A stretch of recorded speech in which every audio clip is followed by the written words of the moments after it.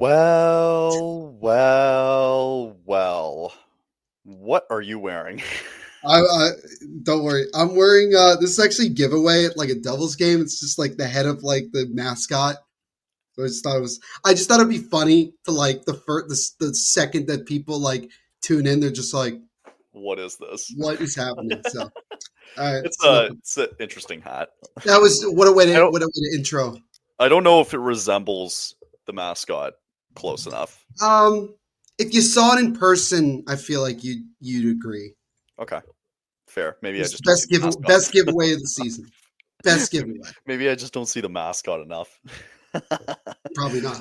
What's going on, though, everybody? Happy Victoria Day for us Canadian folks, and for the U.S. people, it's Monday. It's literally it's Monday, May 19th in United States, and it's not a significant day at all. Well, it is a significant day. Yeah, in the hockey world. I'm talking in the about hockey world. I'm talking about like in the entire country.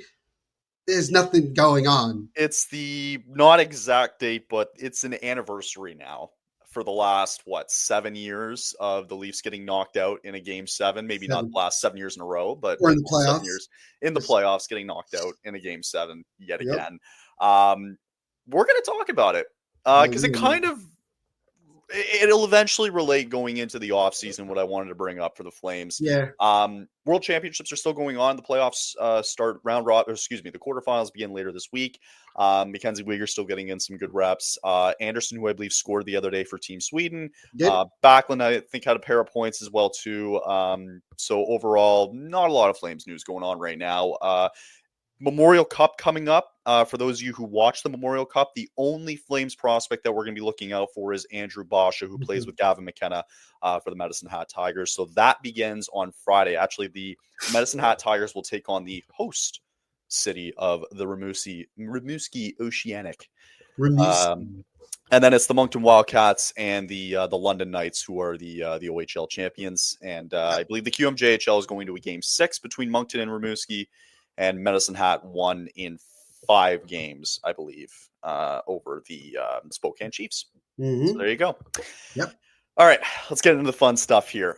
First thing I wanted to bring up, Neil, was a quote from last night. Oh God! So we all know we're not recapping it. We know what happened, right? But we all saw it. We're not the biggest eyes when it comes to the Maple Leafs. We know it, obviously. Right? Even throughout the network. If you want to get a perspective on that, just go see like Steve Dangle or somebody. It's the best. It's more. Listen, I got a lot of respect for him. It's the best way to do it. I do. I've watched like every year. I watch I'm one of the he always calls it the sick freaks that watch one video a year, and it's just him crashing out at the end of the season. Yeah. This year he just looked angry, not even sad. He just looked so. It was anger because he was listen. It was anger because he was right after Game 5. He was right. He said they were going to win Game 6, pull us back in, and they got throttled last night. So they are the team that is the essential kicking your fans in the you-know-what. I mean, really. So here's the quote. From Austin Matthews, I just thought we had too many passengers throughout the rest of the game, and we just weren't on the same page. No.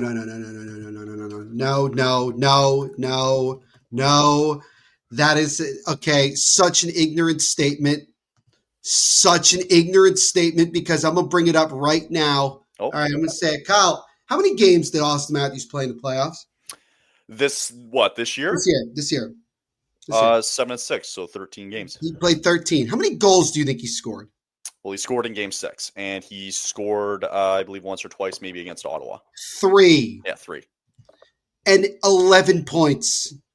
Most of those were assists. Yeah, and most of them were assists. You want to talk about passengers? Start with this man. I mean, what? And look, don't get me wrong.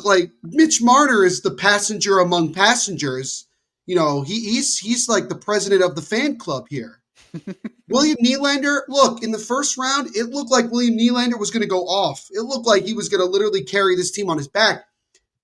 I don't even recall if he scored a goal in the series. I have to be honest with you. I don't remember. Well, he scored in Game 6. He scored the one goal in Game 6. All right, That he was the scored game the one winner. goal in Game 6.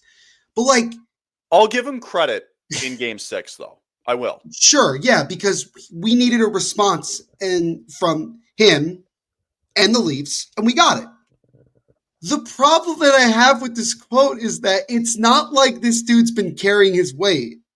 Right. It's not, if anybody, who could have said this and it would have been okay, justified? Sure. Max Domi. Yeah. That could have been justified because at least he did something, not only in Game 7, but in general in this series. I would say Domi or Steven Lorentz. I thought Or Lorentz Max was good last. Pacioretty.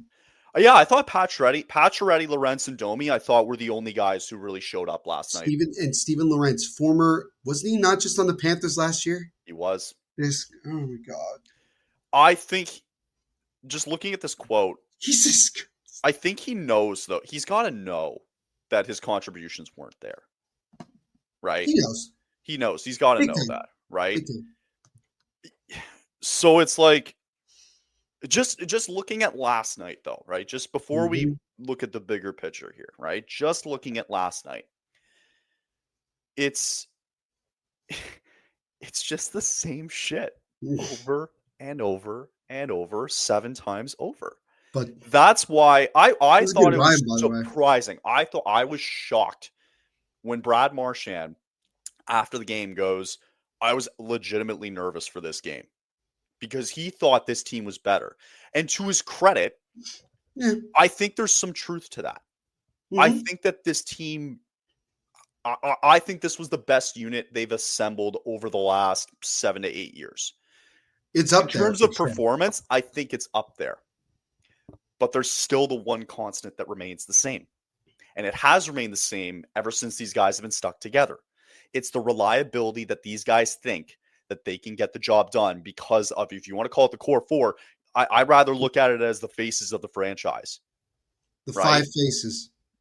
Because I feel like people don't talk about Morgan Riley enough. He's got to be up there too. I don't understand it. Like they always talk about the core four. Why is Riley not a part of that? He's been there as long as everybody else. He should be. And he's what did he do in this play? What did he do? I don't recall him doing much. Not much, right? No. Oh, and by the way, this is for every Leaf fan that was getting on me on social about Sheldon Keefe. This is my response to you. Yeah, it's not the problem. Not the problem. He was never the problem. It's true. Very sorry. He was never. By the way, I have a stat that when you let me, I will share with you because this is insane. This is actually more insane than I thought it was. Okay, share? So I mean, I could read it to you. I just have it on my phone. Yeah. So this is from Ahmad, the ears, Big Biz the God, or Big _ business _ on Twitter. Okay, this just okay. All right. The Toronto Maple Leafs since the lockout. Remember the lockout many years ago, like 20 years ago. 06 missed the playoffs. 07 missed the playoffs. 08, 09, 2010, 2011, 2012 missed the playoffs. 2013 lost in round 1. Yeah. Missed the playoffs from 2014 to 2016. 2017 lost in the first round. 2018 lost in the first round.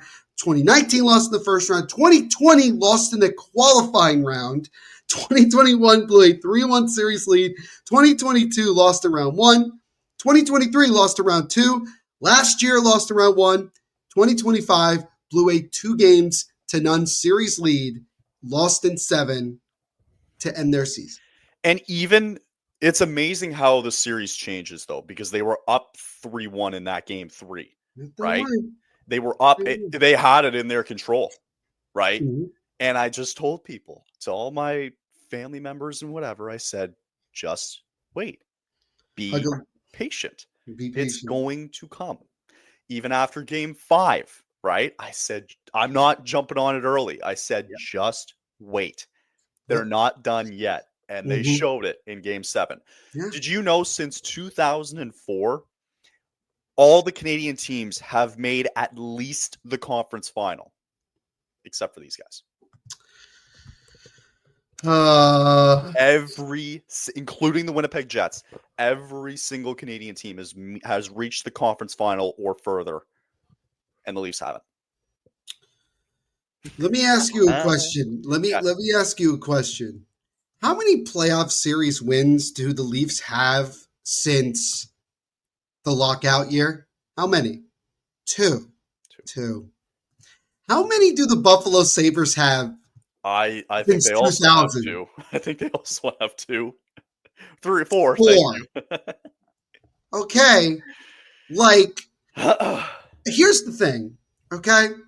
I'm going to kind of quote Steve Dangle because I watched a bunch of his stuff this morning. hmm Because I always like getting the perspective of Leafs people of just how much this means to them. And I look at it and I say to myself that the Leafs since 2018 have been the definition of insanity, doing Right. the same thing over and over again, getting the same result. Everybody says, oh, well, this Leafs team is different. It's different, but it's the same. It's different, but it's the same because you have the mix of guys that just don't work.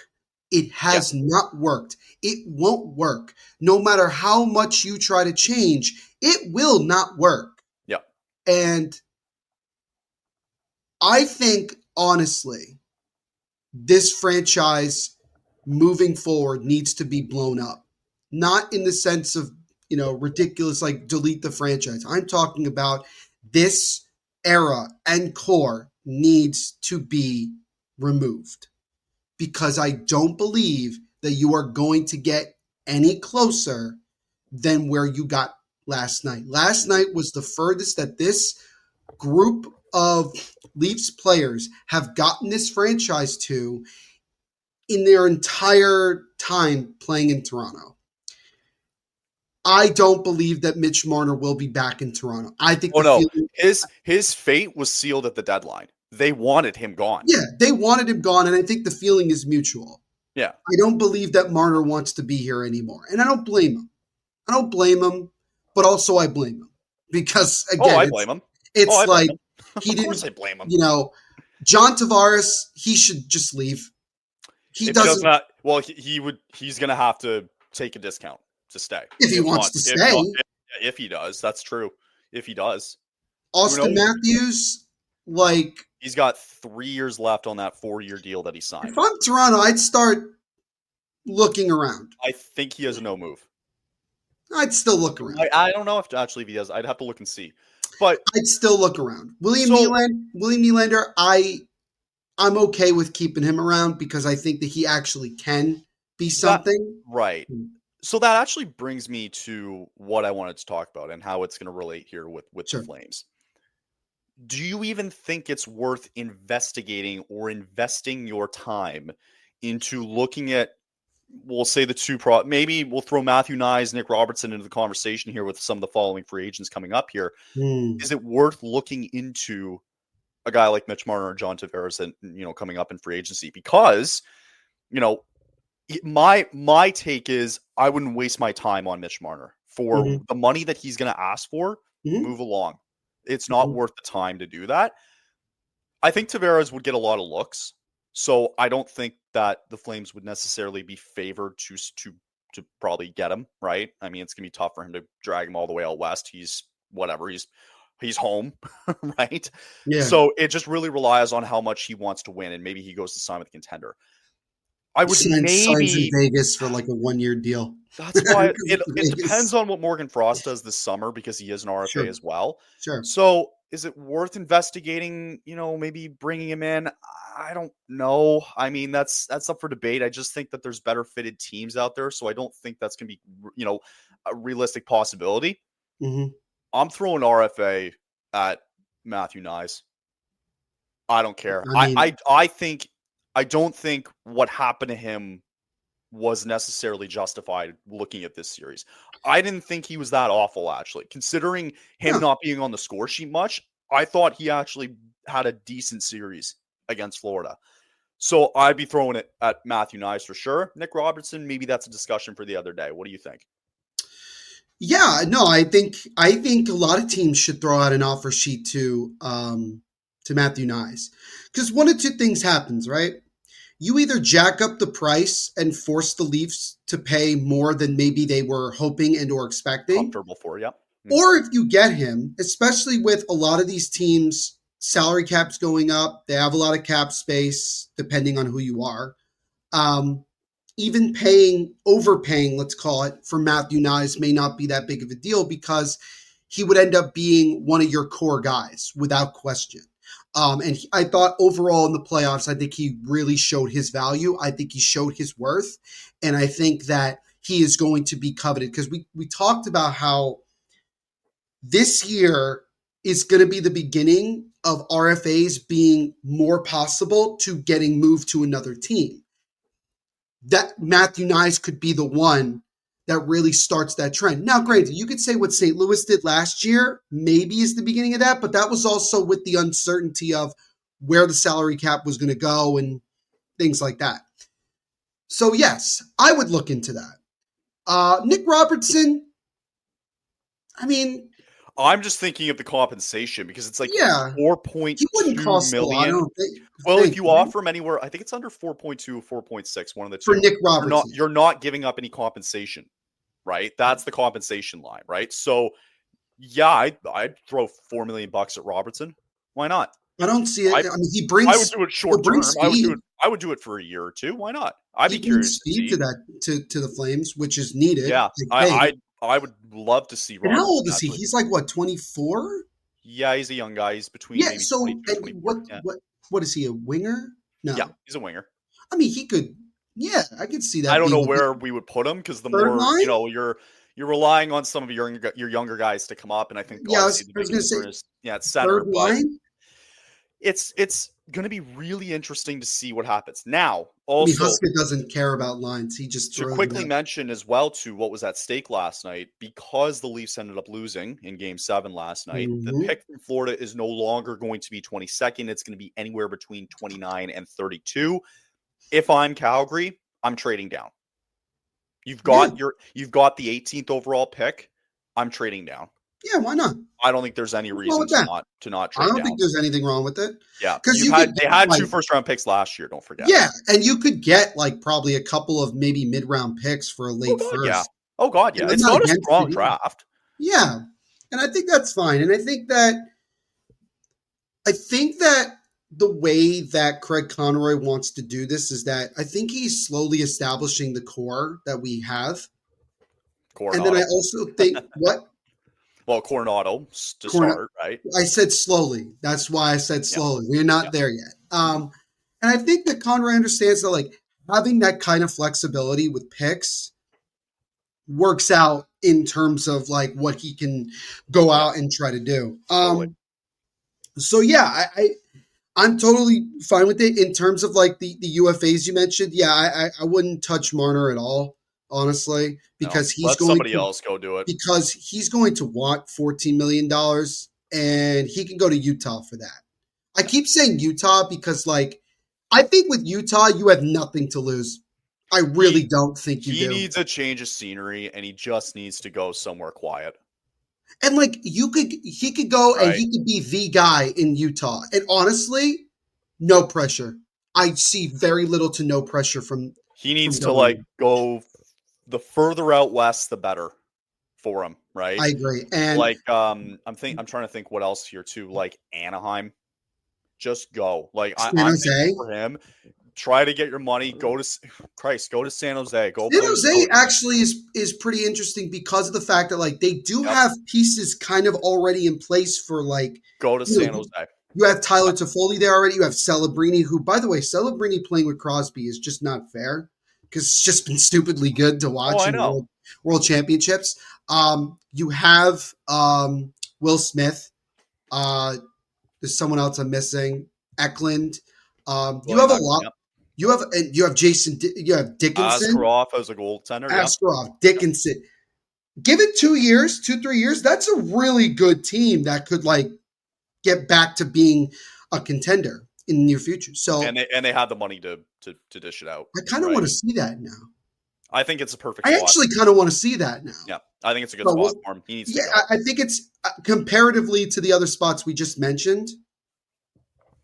Like I think that could be a way to look at it. Yeah, I agree. Also, they have a top pick this year as well. So they're getting somebody good. It's true. You got the number 2 overall pick, and it's probably gonna be another forward. I think they can stack it up forward wise. Oh, And don't be surprised that the Sharks could So, go after did Marner this summer. you see the video that I think Spit and Chicklets might have posted? At least that's where I saw it. Actually, I think your intern might have retweeted it earlier this morning. Was It it today? it was Marner on the bench at the end of the game, just yeah. like uncontrollably like crying, and he just put his head down. And I'm like, I've seen that image from Mitch Marner at least 6 times.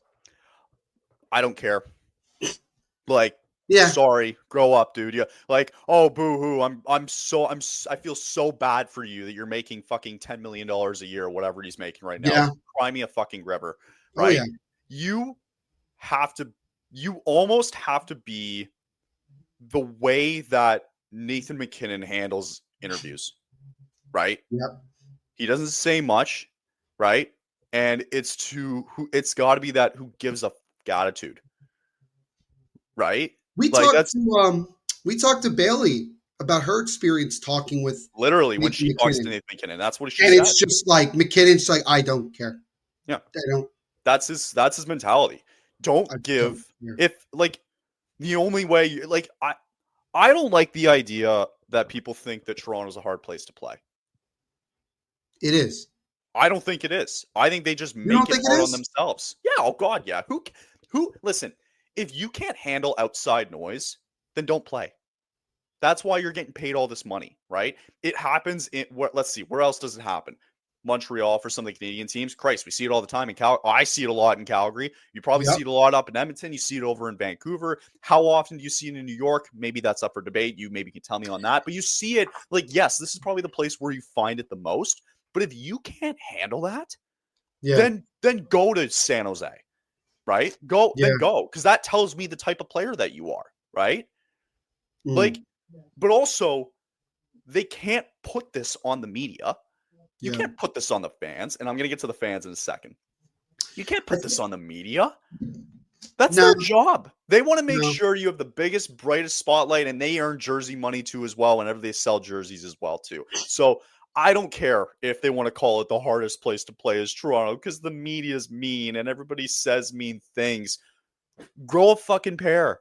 Where do you think is the hardest place to play? Oh, it's sorry. Let me it's still Toronto for some of these guys, but they make it hard to play for themselves. They make it harder on themselves. They make it harder on themselves. Yeah. That's the thing. That's the mentality of it. I think Montreal is a hard play. Not saying that's not a bad thing. I'm just saying I think they have guys there that like embrace that.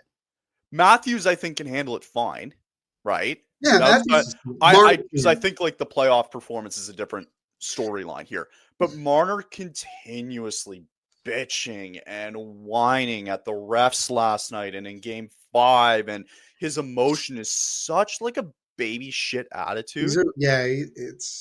He would be perfect on the second or third line of a team. You're not a first liner, and he's not worth more than $10 million. I'd go below. They made him look like shit these last 7 games. Marner was a no-show. I don't believe that he's worth $10 million. I think honestly, like, let's use a comparable real quick. The top, who's the second top free agent this year? It's Nikolai Ehlers, right? And we don't know what's going to happen with Ehlers. Ehlers is projected to get somewhere in the ballpark of like $8-something million. I'd pay that. I'd pay that in a heartbeat. And you know why? Because even 2 nights ago, Ehlers was doing whatever he could to try to win. It's worth it. Not great that he didn't score, but guess what? Ehlers has been to the conference finals. Mm-hmm. Ehlers has at least scored in several series in his career. And that dude has just about as much speed as Mitch Marner does. Right.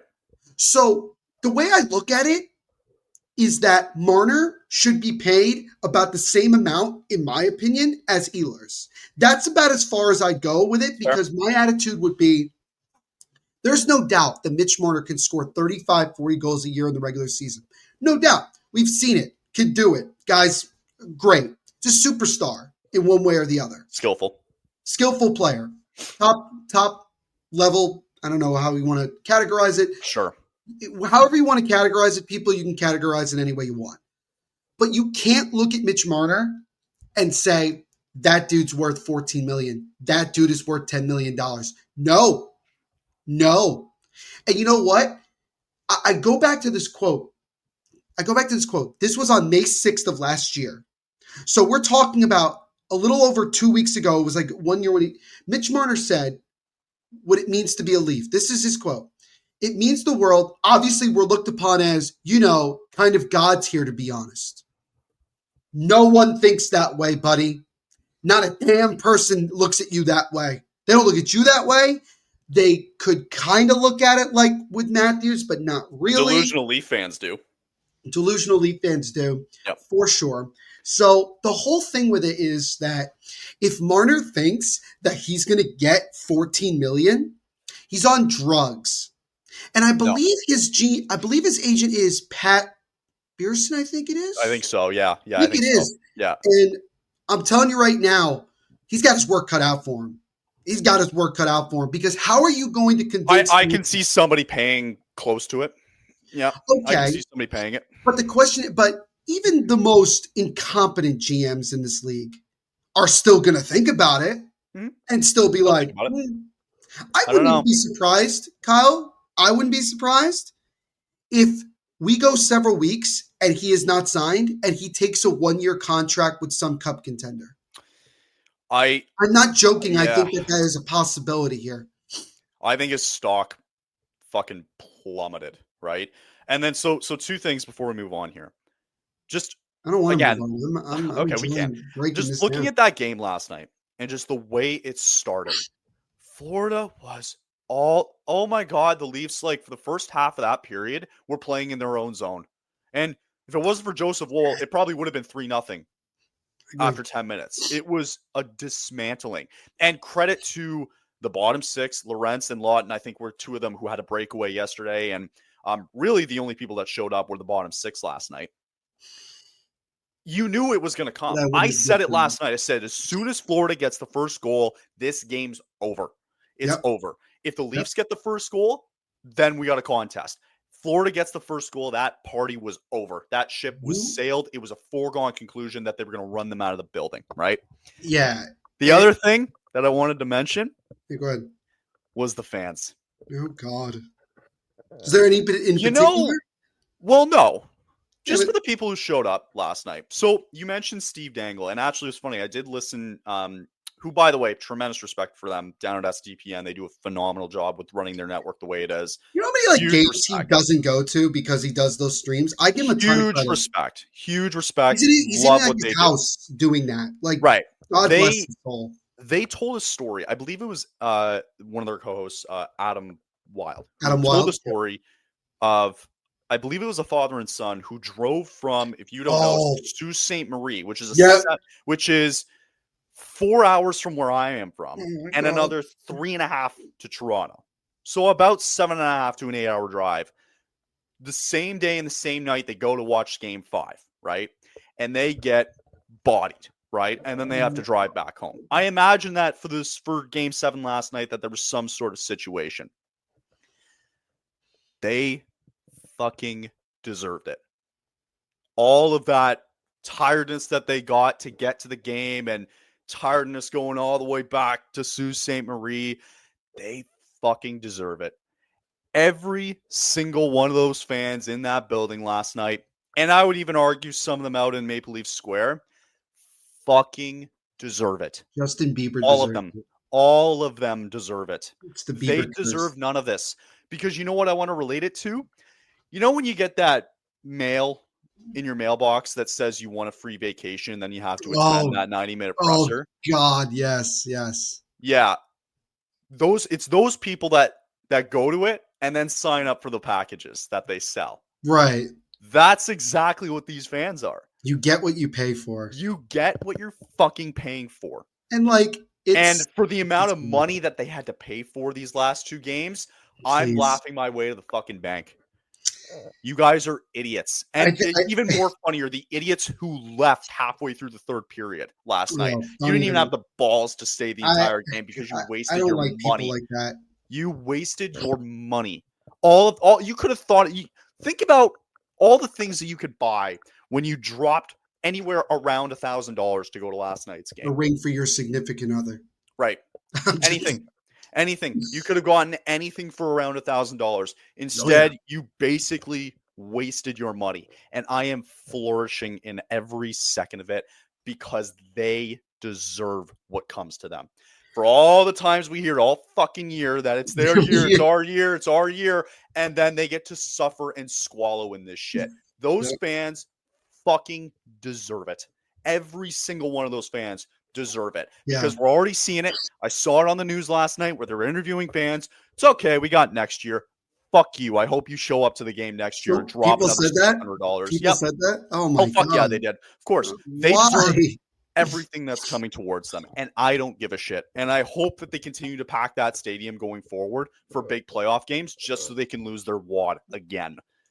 Fuck the fans. They fucking deserve it. Every single one of them fucking deserves to drop $1,000 in game 5 and game 7, and they fucking deserved it. And I couldn't be happier. While I'm sitting here saving my money and I get to watch on a beautiful TV here at home. What's the difference? What's the difference? I have no sympathy for them. Fuck them. Enjoy your misery for the next 2 years while the other Canadian teams can figure out their shit in a better way that you haven't since, 2002? When you finally made a conference finals? Couldn't care less. I'd rather look at the other Canadian teams, and we're going to be talking about one of the Canadian teams coming up next. Yeah. Fuck them. Damn. Fuck them. I'm kind of at a loss for words because I didn't expect that. This clearly runs deep for it's different for me being. Well, I got a whole fucking family full of Leaf fans. Well, that's true. Yeah, Listen, I didn't hear shit from them last night. You know when I heard it? When the Flames lost to the Leafs twice this year. I had 20 to 25 text messages from when. Mean. So you know what? In the regular season. Okay. In the regular season. I thought it was a waste of time for me to reach out to them because I know they're going to swallow their own shit. Yeah. I remember that the Devils went 0 for 3 this year against the Leafs. They played them 3 times. Home opener was against the Leafs. And you heard it loud and clear. I heard it. Believe me, I heard people saying like, "Oh, this proves that Sheldon Keefe was the problem." Blah blah blah. And like, yeah, sure. Like the Leafs got further in the playoffs than the Devils. Sure, why not? Whatever you want to say. What was the Devils' excuse? Well, they had half of their damn team on IR. Like, I don't know what you want me to say to that. And they lost to a good team. The Canes are in the conference finals, by the way. Also, Mitch Marner could be in the conference finals right now. It could be. If he just accepted it. But no, he had to prove it with this team, and he fucking couldn't. If the Leafs had if he accepted that and the Leafs had Mikko Rantanen, I think we're sitting here having a different talk today. I think we are because I think that Mikko Rantanen would have given them an extra oomph. Maybe not at the same level that he's having in Dallas because look what he's doing though. Yeah, but he's dominating. He's dominating at every level. Mitch Marner in Carolina. Here's the thing about that. It would have been fine because Marner would be the one thing that the Canes have been criticized for in the past, and that is lack of top flight scoring at times. Sure. And like, look, Svechnikov has stepped up. Aho has stepped up. It's a collective effort on the back end to score. Shane Gostisbehere is having a fantastic playoff. I can't believe I am saying those words. Good on Shane Gostisbehere, really, right? But like, he could just be there and like it's fine. Because the expectation, while high, is not the same. Right. Marner wouldn't feel the same, but Marner said, no, I don't want to do that. Okay. So basically what you're telling the Leafs is, I want to get it done here. Okay. Prove it. And he didn't. He disappeared again, and he failed again. And sorry, go ahead. Yeah, there's no way to defend yourself. And like you brought up, right? You brought up the game last night. The thing that sucks more than anything else is who of the main guys on Florida scored? Like, who You could say did? the same thing in Game 5 as well, too. You could say the same thing in Game 5, but like, just look at Game 7 last Yeah. night. Barkov didn't get a point. No, he did. He got 2 assists. Sorry, I am wrong about Matthew Tkachuk, who, by the way, has been nothing but a ghost in this entire. I was watching him last night on the power play. He didn't look that great. I don't know. He's hurt. There's no doubt. To me, he's definitely hurt. He might Without be. question. But it's okay. It's okay. Because it doesn't matter. Because guess what? They're still dominating these games. That's Carter how deep this Verhaeghe, team is, man. Matthew Tkachuk, no points. Carter Verhaeghe, no points. No points. Yep. Sam Bennett, no points. Mm-hmm. The game-winning goal was scored by none other than, you ready for this? Jonah Dachovic. Former Guelph Storm. Yep. What? Mm-hmm. I have a clip. I really have to. I'm sorry. I have to play this clip because I cut it from a thing I saw and I couldn't help, but I posted it on my feed because I'm telling you right now, it was the most insane thing. So here it is. Okay. Oh. I was going to say, I can't really hear it.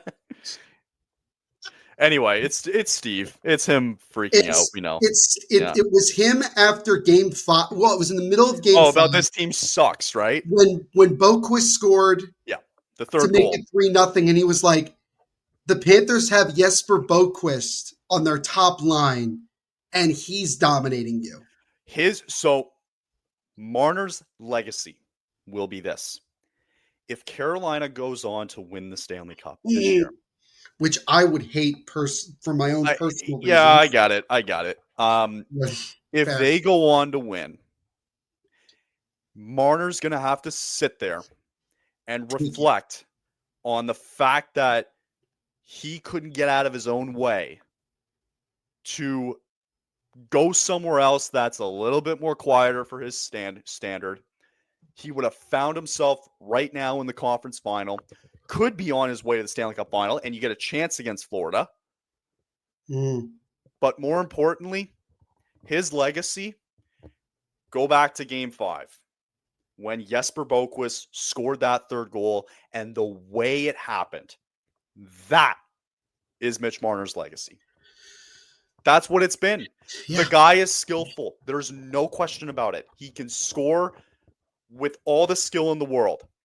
But I think the moral of the story, not just with this Leafs team, but with the top 4 teams in the NHL in the regular season who are gone, by the way, it just goes to show you once again that the playoffs are a different beast. They are not the regular season. That is not the hockey that you get in the regular season. That is exactly what you get in the playoffs. And in Game 7 last night with Florida, what I witnessed in the first 10 minutes was some of the best hockey, most dominant hockey I have seen in a long time. Anytime the Leafs touched the puck last night in the first 10 minutes before they got a couple breakaways here and there, they didn't have room to breathe. They had nothing. They had every single time they touched the puck or they managed to flip it and get it out, Florida right back in. Exactly. A couple of shots good on net. Leafs managed to get it out, and Berube was screaming at them to fucking skate last night. So I'm not sure what the future holds here for Toronto, but it's an end of an era. It is over. Yeah. Marner's gone.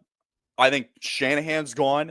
I think Craig Berube is going to have a lot of talk with management this offseason because this was his first full year, right? Yeah. And I think he's going to have a lot of say when it comes to the construction of the way that he wants his team next year. Because I bet you he doesn't say it in the media afterwards, but he knows what it takes to win. And when you compare him to when, I believe it was St. Louis when he won the Cup, right? Yep.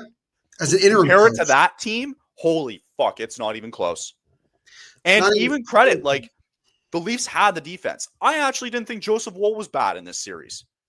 I didn't think it wasn't his best. It wasn't his worst, but I didn't think he was the main reason why. We all know what the main reason why was, and we're not going to dive into it because we know. So I'm really intrigued now. It's a fascinating offseason coming up because you're right. I think everything's on the table now, right? Because you now have a window, okay, for the next 3 years with Austin Matthews, right? You're not going to have Marner.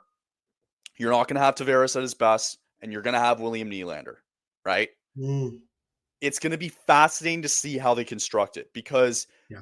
I believe the window for them, for me, it's like barely open. Okay. They have 3 years still of Matthews, and I still think that trade deadline, you can still get rid of picks. They don't have a prospect pool. You can trade all these picks to try to get some guys, who have no move clause or willing to come there to still formulate something around this team and to make Yeah. something work, right? Yep. I still think they can.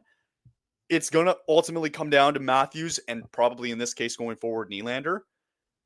But the era is over, and their chances of winning just plummeted until proven otherwise, which it hasn't for the last 7 years. Yeah. I mean, it's That's it. That's all we got to say. it's different, but I'll say it again. It's different, but it's still the same. And that's the way you have to look at it. So it's going to be interesting. I think the Mitch Marner, I don't even want to say sweepstakes. I just think the whole thing with it is going to Not a be very, sweepstakes. it's not. I think it's going to be really interesting to see what his market is. Yeah. I just don't think Toronto's in that discussion, because even if, like, let's say you get rid of Shanahan and maybe even Brad Treliving, maybe, right? You just right. I'm going to scream at Brad. I don't. I don't. I don't give. What's funny is that there was guys. Jay Rosehill on Leafs Nation said, I think it was after Game 5, if I'm not mistaken, but he was like, I give Brad Treliving so much credit for assembling this team. The guy he hasn't done shit, if you think about it. He simply came in to this core 4, core 5, however you want to fucking put it, right? Yep. He walked in and he didn't have to do much. He overpaid for Scott Lawton. He overpaid for Brendan Carlo to shore up the defense in a bottom 6. And you actually had some decent goaltending in Stolarz and Wool. So, like, what did you, Treliving, do? The only thing that he's realistically done is expanded the lifetime of this Leafs team for another 4 years, because you managed to get him Matthews for 4 more years. Treliving hasn't done shit, and fuck him for being in Calgary as well, too, because he screwed us, too. I mean, I hate him. He created that Hate him. core, and look at what's come of that. No, I mean, again, no offense. Fuck Brad Treliving. He ruined years of what could have been decent playoff appearances from Calgary. I don't know, but you never know. I would really like to know how, like, Kyle Dubas and Sheldon Keefe, like, internally feel after that last night. I wonder if they feel vindicated a bit. I mean, look, Kyle Dubas was one of the main guys that, like, drafted and got a lot of these guys in, right? Sheldon Keefe was the coach through the majority of that. So yeah, is there blame there from both of them? Sure, 100%. I don't doubt that at all. But I don't blame them fully, because there is nothing that they could have said or done that could have changed that core's mentality. Nothing. Like, what is literally, exactly? Yeah, like, what does that say for everybody else who's gone and come and gone too? Like, they're scapegoats. That's all they are. Yeah. Oh yeah. And it was not on them. It wasn't on Keefe. It wasn't on Dubas. Yeah, it's not even, and it's look, not. It's funny. Like, it's not even on Treliving either. No, like, Treliving's just continuing what has been continuing. I don't even think it's on. It's funny. No, don't keep Shanahan out of this conversation. He deserves it. He's been there longer than everybody else. But why? Because I don't believe that he has the balls to make the necessary changes that needed to be made the last couple of years. I don't believe that, because here's the old saying, Kyle, right? Okay. You can't fire players, right? You can't do that. So what do? You fire general managers, you fire head coaches, you do this, that, and the other thing, and it's the same damn thing. And wouldn't you think after 4 or 5 years of this that Brendan Shanahan would sit there and say, oh, gee, you know what? Maybe I need to do something different. Mm-hmm. I want to just say this, and I gave him a lot of credit. Eric Tulsky, it is his first year as the GM of the Carolina Hurricanes. And this man has gone out and done things that GMs have not done in a long, long time. He went out and made the risk of trading for Mikko Rantanen. he went out and made the risk of trading him away and sending him to Dallas. And guess what? He came out pretty damn good. His team is 4 wins away from going to the Stanley Cup Finals. So is Randon and the Dallas Stars, but that's neither here nor there. That's neither here nor there. It's one of those trades where you could honestly say that probably both teams won it, and it's fine. I guess. Maybe not long term. Who knows how it'll go long term. But in this moment, it looks good. But guess what? That's doing something different than what you've been doing. Right. Because the last couple of years, Kyle, with Carolina, they would get a big name player and they would let them walk out the door for nothing. They wouldn't keep them around. People are saying, how come nobody wants to play in Carolina? Right? And Eric Tulsky goes out and does the stuff he did. And in a really weird way, he made them even a little bit better defensively by what he did. And in the bottom six. And the bottom six. Mm-hmm. And they're good. They're rocking right now. A lot of it has to do with Freddie Anderson because he's having a really good playoff run. But still. Yeah, like I get it a lot. Like Shanahan's gone. Like you need a new sense of direction. He gotta go. He's gotta go. He has to go. Maybe Lou. But I wouldn't put like all of the. You can't put Shanahan doesn't deserve all the blame. No, I'm not saying he deserves. No, I'm not saying he deserves all the blame. Right. It's also like a big part of it. It's also maybe on guys in the past who have signed these guys long term to expect something great, and they still get the same thing over and over and over. Patrick Marleau at $6.7 million. I think about that. At least he had the same. He's got the same production as Mitch Marner has. Oh, Jesus Christ! He's had 2 goals in that one game 7. And Marner's had 2 goals in the last 8 fucking years in the playoffs. Yeah. So listen, they're in turmoil. I fucking love every second of it. And every Canadian team has a better sense of direction than the Leafs do now going forward. The Leafs are at the bottom. What? The Canucks? Even the Canucks? Yeah, because at least they have prospects. Yeah, that's fair. They might get more. They might get more. They might get more. At least they have prospects. At the very least, And the fans, they fucking deserve it. Every single one of them deserves it.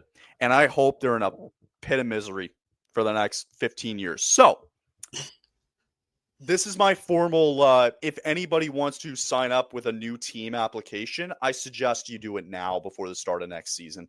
Before you get hurt. Just saying. Before you get hurt. All right. That's enough Leaf talk, unfortunately. That was 48 minutes of Leaf talk, by the way. It's 40, which means the second segment is going to take about 5 minutes to get. I know.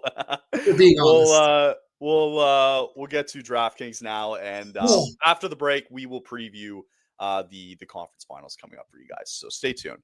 If you're ready to win some real cash during the basketball and hockey playoffs, check out Pick 6 from DraftKings. When it comes to basketball and hockey payouts, DraftKings Pick 6 posterizes the competition, including prize picks. Hit all your picks and score higher minimum payouts on Pick 6, plus even more cash if you outscore the competition. Pick 6 is available in most states, including Missouri, California, Texas, Georgia, and more. New players get $50 in Pick 6 credits instantly on just a $5 entry. Download the DraftKings Pick 6 app now and use code THPN. That's code THPN for new customers to play $5 and get $50 in Pick 6 credits. Better payouts, bigger wins. It's only with Pick 6 from DraftKings.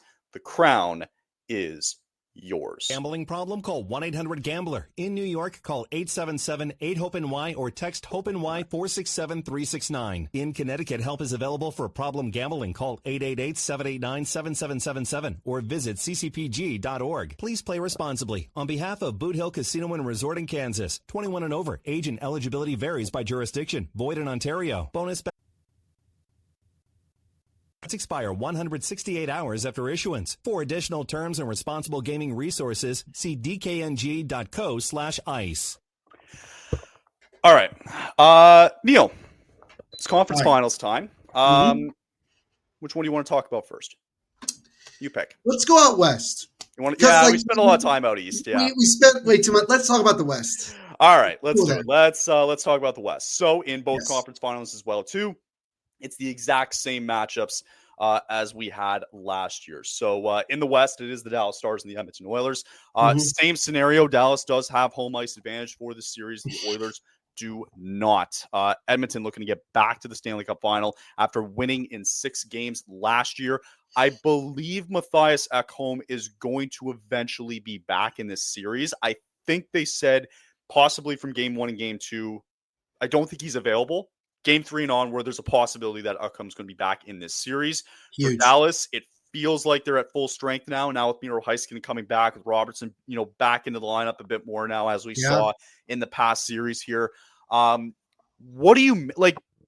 It's a completely different storyline compared to last year, because the storyline going into these playoffs alone for Edmonton was the goaltending was number one, right? Mm-hmm. And for whatever reason, Calvin Pickard decided that he was going to be a playoff goaltender. Fair enough. But I think the biggest question will continue to be going into this conference final is the onslaught going to be too much for Edmonton? Is going to be having McDavid and Draisaitl, and you got to get some other guys to chip in here into this series. But do we think that with Dallas, is it going to be too much with the lot of, again, it's a deep team, just like the Florida Panthers here, and Jake Ottinger, who outperformed Connor Hellebuyck in the last series, who's probably going to win the Vezina this year. How concerned would you be as an Oiler fan going into the series? Because it's not the same team as last year. And I, for one, believe the Stars should be favored going into this series.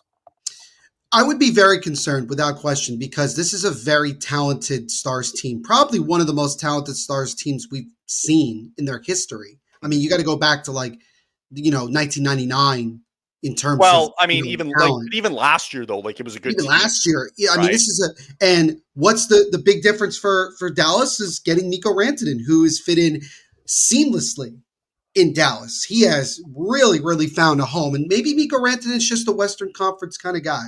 And there's nothing wrong with that. There's literally nothing wrong with that at all. And yeah, I think if you're Edmonton, you're looking at it and you're saying to yourself that you have guys that can step up. And we saw that in the series against Vegas. I mean, even who scores the game winner in overtime of Game 5? Stuart Skinner. Stuart Skinner apparently is unbelievable in Game 4s. Well, that's going to be the question. Right? Can Stuart Skinner continue that stretch of play? Because if he can, Edmonton's going to give themselves a really good opportunity. But I just think that it's going to be too much for Edmonton. I don't think that I'm not saying that Edmonton can't hang with Dallas, but I can't see them overcoming how good this Stars team is. And also, the Stars want revenge for last year. Right. So this is an incredibly motivated team that really, really, just has impressed me in so many different ways this year. And yeah, it's going to be such a challenge for Edmonton. But yeah, I just think it's going to be too much for the Oilers. It's funny. We said that with them playing the Kings and, me, I had Vegas, but that's here nor there. I think I just see that I've seen this movie too much where your luck, eventually runs out. Right. Right. And being the Flames show that we are, fuck them. Right. The way you said that. Just fuck them. Kyle's on a FU tour today. I've been against the Oilers every series. Not just because of the hate. It's not even really hate. It's just fuck them, really. That is hate. If you just say fuck them, that means I guess. But come on. It was fair because with the Kings, I just thought they were more rounded, and I didn't think they were going to fold like they did. With Vegas, I thought that offensively they would be better than what they were. They just became a shell of themselves all of a sudden. So with Dallas, I just have more confidence than I do in either of those two other series to say that I just think that the big dogs are going to show up. I think playing in Dallas now, they haven't lost a game at home since Game 1, I believe, against Colorado. Correct. Yep. Right. And they beat the shit out of the Jets basically. I even thought it was too close on in Game 6, and I'll give the Jets a lot of credit. And also shout out to Mark Scheifele, who that was so inspirational to watch. And also so sad at the end. It was sad, fair, but I give it's one of the reasons why we love hockey too, because they said it like Jamie Benn could beat the shit out of this guy one day, and then the next day to embrace him like he did because of the tragedy and what happened. I give him all the credit in the world, man. I give that Jets credit a ton of credit as well too for for all the bad luck, like with Morrissey now being out long term, and then obviously what happened with Scheifele. Like I gotta give that Jets team credit, and I hope they can look back on these playoffs and realize that for me, it was a success because of the amount of obstacles they had to overcome. And I don't look at them like they won the President's Trophy, haha, like the curse continues kind of thing. It's like, well, it would have been funnier if they got knocked out in the first round by St. Louis, just because of like that situation. At the time, yes. At the time, yes. Yeah. But you look at Winnipeg in that series, and look, they could have won Game 6, and who knows what would have happened in Game 7. It's true. Because weird stuff happens in Game 7s. We've seen. But also, the one reason why I thought the Jets were still in it, and a big part of it, was Hellebuck, who showed up for 70 to 80% of that series. And you can't just be there for 70, 80% of the series. You have to be there the whole time in minutes. Right. Which brings he's the one guy that I have to put a lot of criticism towards. Because it's funny, you could even say maybe he's like Mitch Marner, but as a goaltender. I don't think so. I thought he played. Maybe that's not fair. No, it's not fair. He did go to a conference finals in 2017. He played a phenomenal Game 6, and he shut out the Stars in Game 5 to keep their season alive. So the comparison shouldn't even be there. Yeah, it's just I just wanted to quickly compare it though to this series here. That's what you're going to have to see out of either Skinner or Pickard coming in.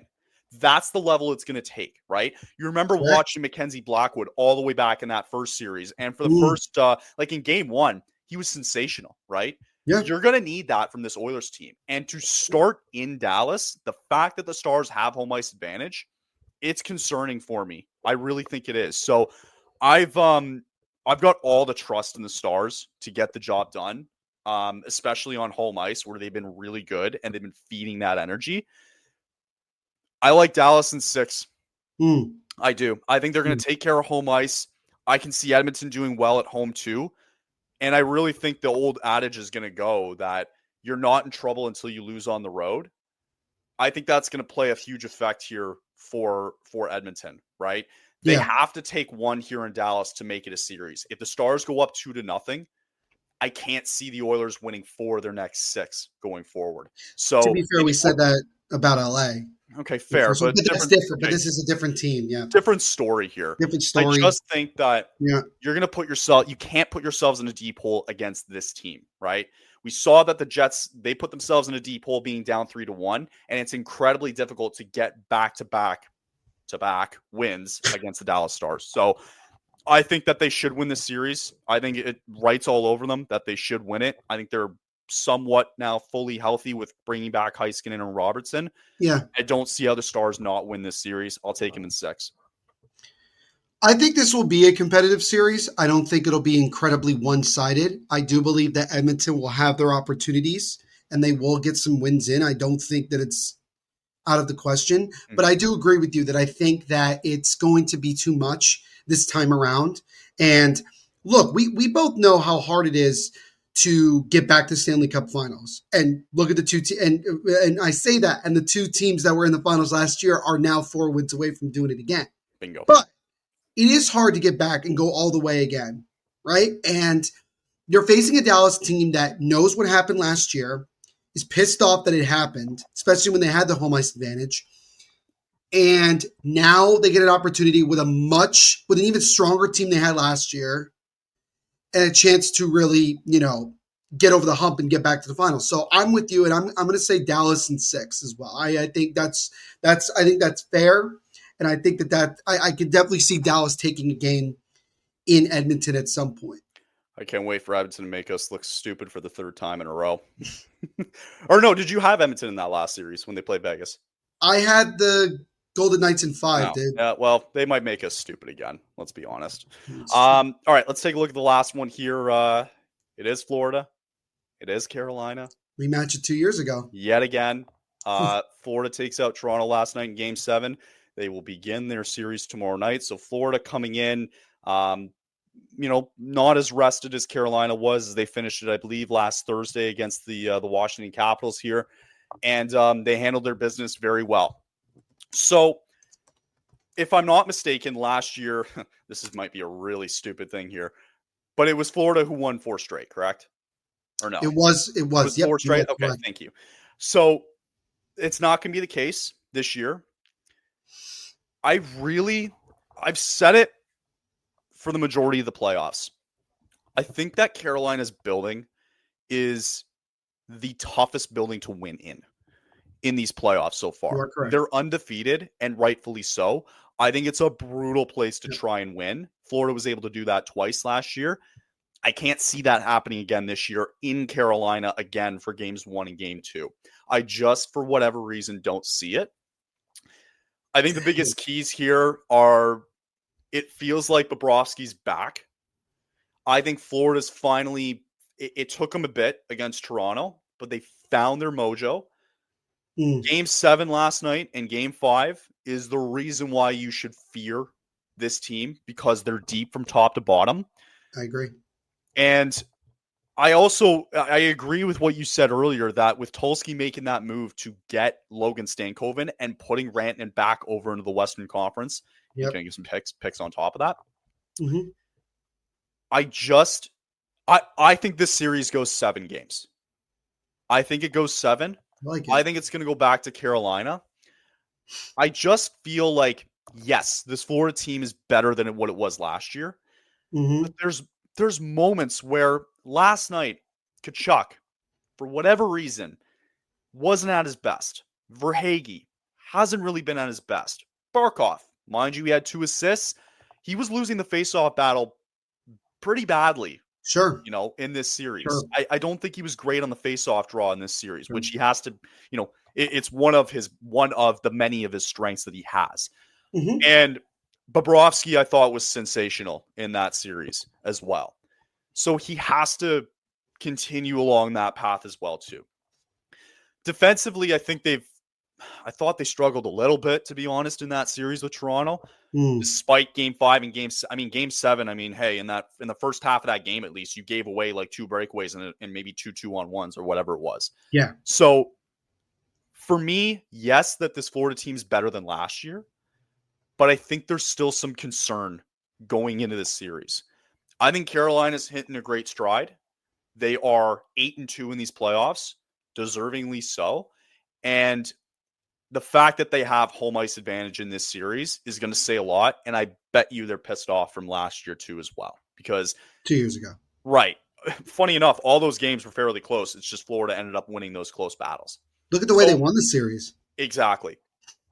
I'm such of the mindset that I can't see a lot of these games being blowouts like what we saw in this previous series with Florida. And Carolina just manhandling Washington too. I do see it going back and forth. The biggest key is going to be in those moments, in those long moments where you're tied 0-0, 1-1, 2-2, 3-3, whatever it may be. Yeah. Who's going to be that guy in that game? Who's going to be the guy in the next game, right? I think it's going to be a lot of those moments. I fully believe this goes 7 games. I don't see it being what it was last year. I got to take Carolina in 7 games. I really do. I think I think they can handle their business on the road. Yeah. And they've shown so far. And I think they're the best team on home ice in the playoffs. And the boring style of hockey that these guys talk about, I don't get it particularly. I kind of don't get it, really. Like, they're in the conference final for a reason. How fucking boring can it be? Prove me otherwise. But I've got this sneaky feeling that this team's going to continue to be good at home. Yeah. Anderson's playing his best stretch of hockey. He needs to continue playing his best stretch of hockey. And I think the most underrated player in these playoffs has been Jacob Slavin. The fact that he wasn't up for a Norris this year, I thought was a bit wild. I think he's always undervalued. And fair enough. And you know more about this team than I do. Carolina. And you know more about this team than I do. But I think the bottom 6 is better than Florida's, even with Brad Marchand in there. I actually like Carolina's bottom 6 a little bit more because I'm more or less thinking, like, you're not looking at the names. I'm thinking of the chemistry of what we've seen. And I love seeing Logan Stankoven on that bottom 6. Taylor Hall has been spectacular too. And he signed a 3-year extension. The biggest thing for Carolina to win this series your big dog's got to show up. It's got to be Aho. It's got to be Seth Jarvis. It's got to be Svechnikov, right? And you've been on Jarvis. You've been on Jarvis since the beginning. And despite him, I think he won it in overtime against New Jersey, right? No. Or no, he won it at one. So anyway, he did it at some point. He scored an empty netter against the Devils. That's about as... Yeah, maybe he did. But he didn't really do much. He didn't have to do very much else, but... Not even speaking of the past, but just going into the series. Whether he's been that way or not, I don't know. I haven't followed it that much. Yeah. But you need them to kind of match what the Leafs were doing initially early on in that series, right? Mm-hmm. And Carolina has a huge opportunity to do so because Florida, I thought they played their best game yesterday in Game 7, where they flat out dominated. Maybe they didn't have to do much, but that's here nor there. They have to take advantage of Game 1 and Game 2. If they let it slip away, Florida's going to take this series. I can't see it. I like this going the distance. I've got Carolina in 7. I think you make a lot of really good points on both sides. I mean, long way of going about it. The long way of going about it for sure. And, look, Florida's definitely going to come into this series feeling confident. They know that they've played this team before. They know that they're capable of doing what they need to do. And you bring up a good point, right? You can't make too many mistakes against Florida because they'll just make you pay. They will make you pay. But I'm really glad you brought up about how important, because we talk about all the time how important home ice advantage is. In this series in particular, that is so true. Means everything. Because as we just saw, both in the first round against New Jersey and then in the second round against Washington, those teams, however you want to look at them, just could not do anything on the road. There was just nothing going for them. Mm-hmm. And Carolina just suffocated them. And it's going to be, I don't expect it to be any different going into this round. I think there's going to be times where Florida's going to look very much off their game because I think that Carolina is, I think their home ice, I think their crowd, their fan base, they come, man. They come in waves and they make it so difficult. And they play their system. I keep saying it, Kyle. I said it in the first round. They play their system so well and play it to a T. And they just get it. And you could play say your identity. Right. And you could say they play a boring style of hockey. Really what they're playing is a playoff style of hockey. They're just grinding you out. Like I've seen that. They shut you down mentally. They just make it look like that you have nothing in the tank. You are just... It's kind of like the nerdy way of Pokemon where you're using the move Giga Drain. And you're just sucking the life out of the Devils. And then in the next round, you're just sucking the life out of the Capitals slowly but surely. You're right. I kind of like that comparison. I don't know about you. I thought that was an interesting comparison. I would not have gone that route. I would look at it as a boa constrictor that slowly is just wrapping itself around. Same thing. Is it the same thing? On that? In theory, sure. Yes. Same thing. Sure. Okay. But with Florida, you do have to hope that Bobrovsky really is back. He's looked good in the last couple of games, even when they lost to Toronto in Game 6. I don't really blame him specifically for why they didn't get it done. But Freddie Anderson, the big thing I will say, and this is more of a compliment to the defense of Carolina, is that has he been really tested? Has he had a game where he has had to make 30, 40 saves and really stand on his head to keep a team from scoring? I want to push back on that actually. Sure, go ahead. Real quick. Sure, go ahead. Fair enough that he hasn't been tested against New Jersey and Washington, but that's what Carolina does. Right. And that's what I'm saying. I'm not knocking on Freddie Anderson in this regard. What I'm saying is I'm complimenting the defensive play overall of Carolina, that they suffocate you so much that, it's no wonder that sometimes Freddie Anderson's only seeing 15 shots. But he might have to make the big save. Right. And that's another point and there have been times in this playoffs where he has done that. And I give him full credit for it. But I just would like to see, which I don't have to, it's not like something I'm begging for. Mm. I'd like to see what would happen if, like, maybe the defense of Carolina has a breakdown where the other team is just pushing back, right, and overwhelming them in a way. And I think Florida is the only team, at least in the East, that I could see doing that because they grind you out. Mm-hmm. These are two teams that just grind their opponents out. That's what they do. They are very similar in a lot of ways. But I agree with you completely that it's going 7, and I have Carolina as well because I think the home ice advantage is that big of a deal. And the Lenovo Center is a nightmare place to play. It sucks to play. I'll use the Devils as an example. The Devils haven't won a game in Lenovo, I think, in about 6 or 7 years at this point. It's like that is how hard it is, man. Right. For what, and I mean, I'm not comparing it because it's not the same atmosphere, but it's just like them being on that streak. Yeah. So yeah, I'm gonna go with the Caniacs to win in 7. It's so and watch us be fascinating. Completely wrong. Well, it's just so fascinating to see like how damning of a place it really is to play. When Calgary played there earlier this year and they managed to get to overtime because of Dustin Wolf, shocking and surprising. Mm-hmm. Like the fact they got a point, I was like, fucking take it and run, man. Like, just run away. Just run with it. Just go ahead, run with it. It's fine. You get your point. Because for whatever reason, it's such a damning place to play. It is every single time. Yes. And I think that 100%. I think that it's going to prove vital again. Yeah. However, that's why I think that game 1 and game 2, frankly, are not even comparing it to other series, right? With Florida and what Carolina's played. Mm-hmm. In this series, game 1 and game 2 is going to tell you everything to know about this series. It will. Right? I don't like if Carolina loses game 1, the seed of doubt is officially planted. I agree. Right? The seed of doubt is there, right? You lose game 1, shit, we lost on home ice.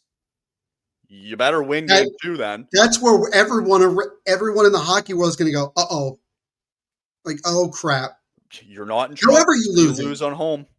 However you lose it is an uh-oh. But I will say this. If you lose decisively, I don't like that. I don't like that. Because it makes you wonder, like, with Florida playing, don't forget, they had 3 nights off before game 5 against Toronto. After they won up early against that team, wasn't a lot of effort, right? Game 6, okay, 2 days later, you have to fly back. Yeah, you sucked, fair enough. And then you pulled out again on last night, right? Frankly, they didn't have to do a whole lot in the third period outside of getting up 4-1. Yeah. Really, right? Like the back half of that third period, they didn't have to do a whole lot because the Leafs didn't do a whole lot either. I don't think it's fair to say that the Panthers are coming in tired. No. I don't think so at all. I think they're feeling loose, energized, ready to go. If anything, they're more confident than ever, right? And with Carolina, they've been off for how many days now? Since Thursday. So by the time they get to game 1, which is what, tomorrow? Yeah, tomorrow night. Tomorrow night. Okay. Yeah. So the Panthers only have today off, and then it's game 1 against Carolina. For Carolina, that's getting close. That's a little less than a week being off, which 4 days. If you're not careful, you could be out of sorts and don't get too comfy. Yeah, not even getting comfy. It's just more of like, if it takes you a long time to get back into that, kind of, playoff mode again, because you've been off for a couple days, a team like Florida is going to make you pay. And the thing that's scary. Yeah, go ahead. Yeah. The thing that's scary is that we just talked about the big dogs for Florida definitely got to step up, but it's almost, but like in a way you think about it, you're like, do they really have to? But do you have more faith in the big dogs stepping up for Florida in this series rather than the Svechnikovs, Aho, and Jarvises of the world? I'll be very honest with you. I have more faith in the Carolina big dogs because we've seen it throughout this playoff year. I mean, Svechnikov is having a really, really strong year. Aho as well. It's just that I'm not seeing enough right now from Barkov, from Tkachuk, to a lesser extent, Sam Bennett, Carter Verhaeghe. They're getting contributions up and down the line. That fourth line for Florida is a nightmare to play against because they not only keep the puck in the zone, they ended up in the back of the net. Yep. I mean, AJ Greer, Gadrovich, Jesper Boquist, Tomas Nosek, Lundell. I mean, that's a really deep team.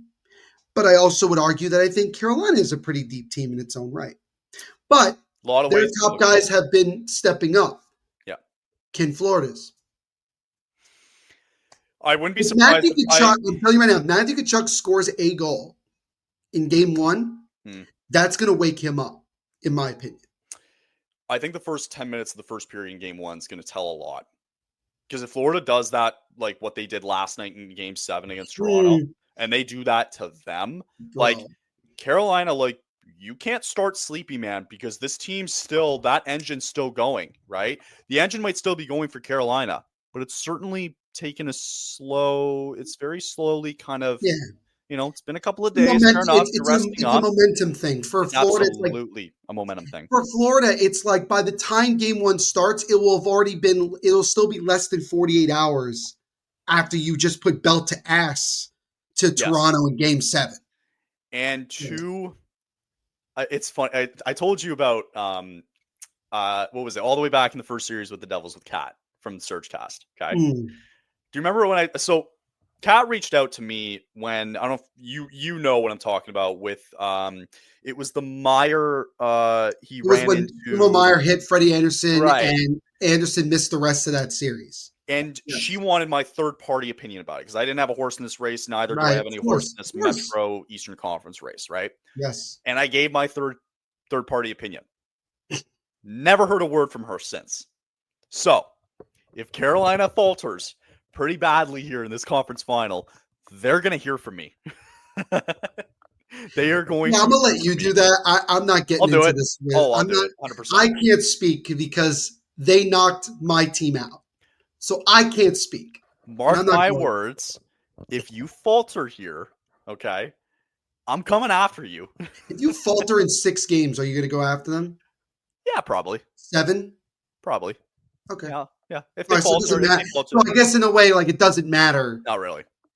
I think the first goal for Carolina is to win a game in the conference finals, which they have not done since 2006. That's why they have to win game 1. You got to win game 1 because you got to get that monkey off your back. Because the seed out will go right back in. Your head coach was still a player the last time they won a game in the conference finals. Which is why the seed out goes back in after game 1 if they lose.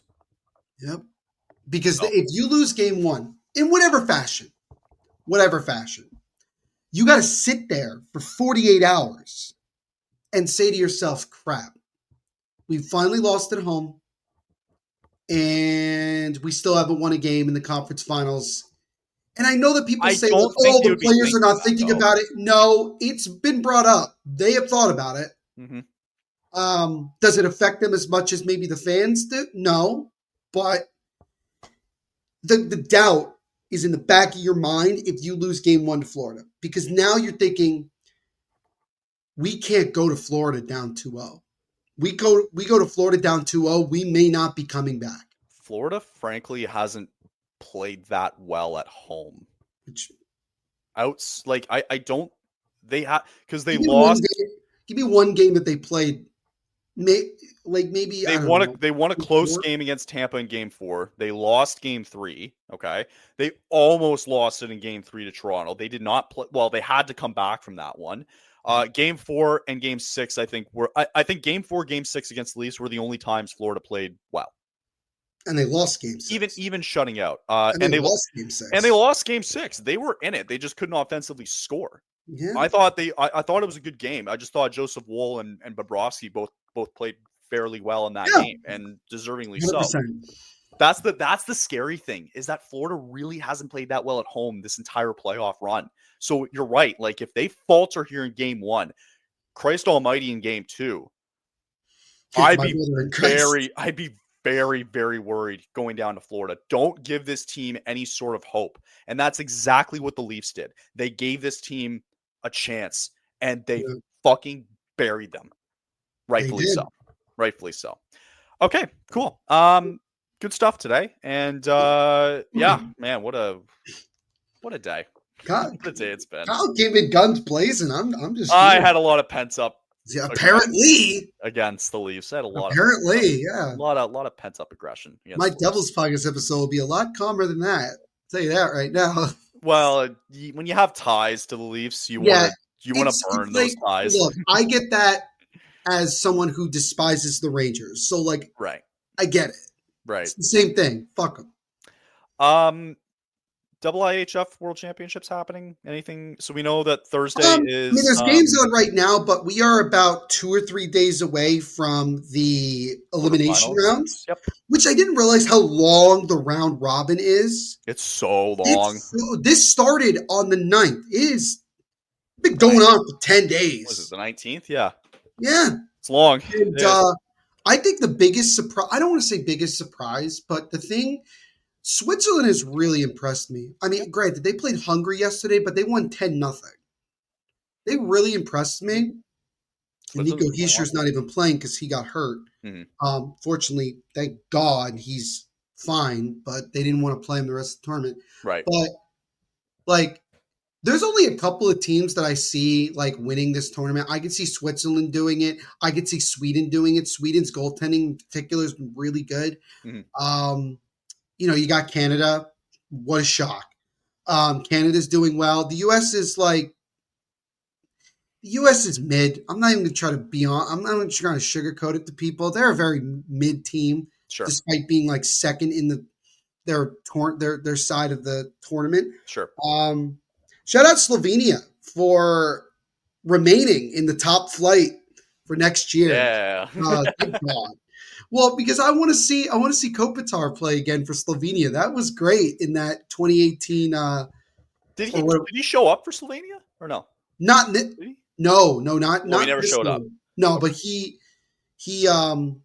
was in the Olympics in 2014. Remember, he was like, and his dad was the head coach. Right. I don't know if his dad is the head coach right now, but like, I don't think so. No, it's a fun tournament. I would recommend people watching it. It's fun. So for Canadians, they still have to play Finland and Sweden coming up, and then you get the quarterfinals coming up on Thursday, which we might be live for. It's true. I think I want to try to go live for one of the conference finals, maybe the East. I hope.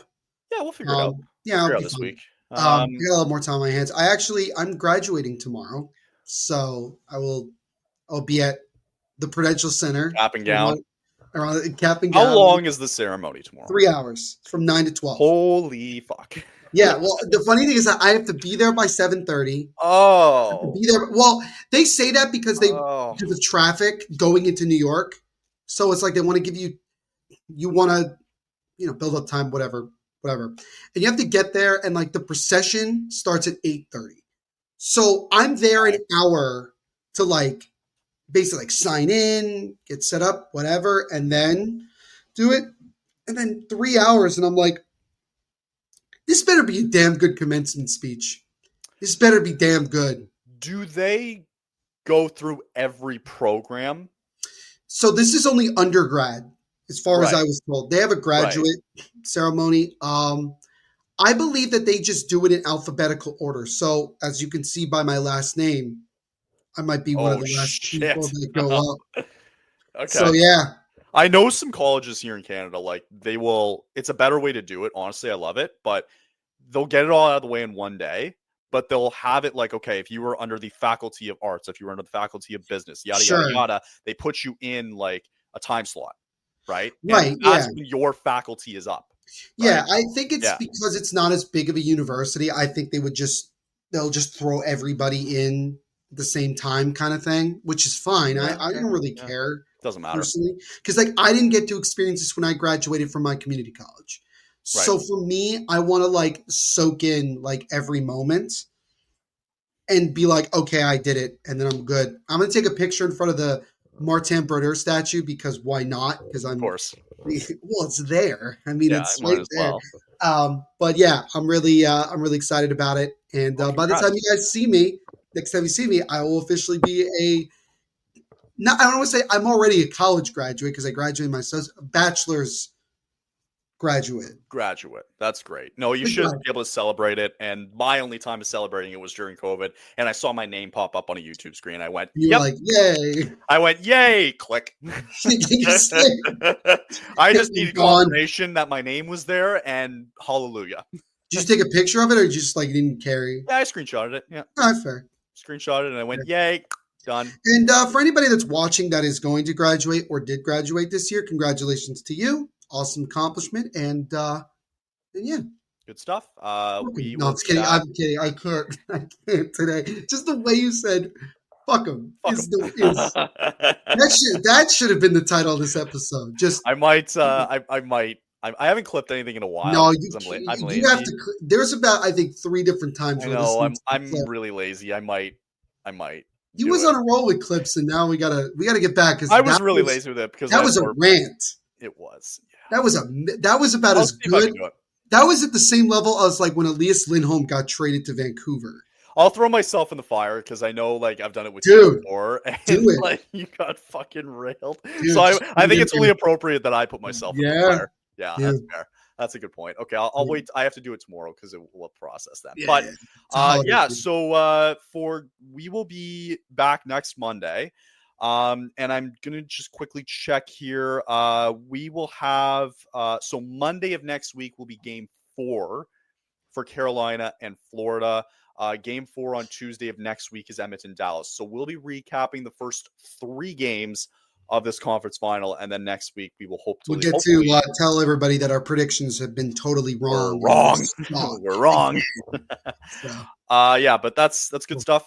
Good stuff as always today. Congrats for graduation tomorrow as well too. Thank you. And we will catch you all next Monday with hopefully more Flames news. So sounds good, and we'll see you all then. Later, everybody.